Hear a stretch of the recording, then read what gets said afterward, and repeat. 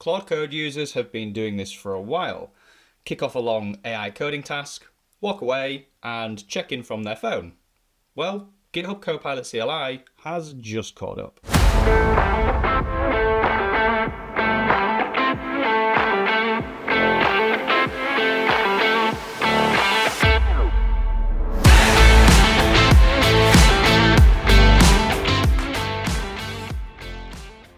GitHub Copilot CLI just launched remote session support in public preview, and if you've used Claude Code, this will feel familiar.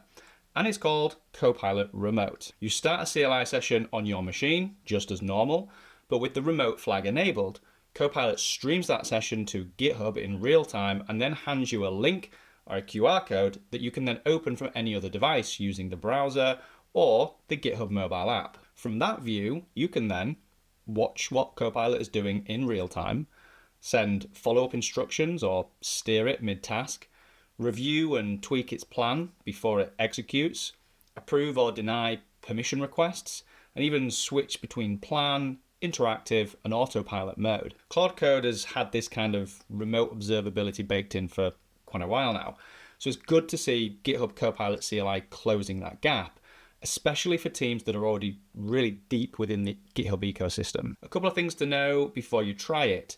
If you're on Copilot Business or Enterprise, your admin needs to enable the remote control policy in your org settings first. To get the latest feature, you'll need to run /update to make sure you're on the latest CLI version, and if you're running a long task, use /keepalive to stop your machine going to sleep mid-session. Now, it's worth bearing in mind, this is still in public preview, so expect the odd rough edge, but this is the direction all agentic AI tooling is heading, and it's worth getting familiar with it now. Drop a comment below. Are you in the GitHub Copilot camp, the Claude Code camp, or are you using different tooling? If this was useful, hit like and subscribe for more 2 Minute Tuesdays.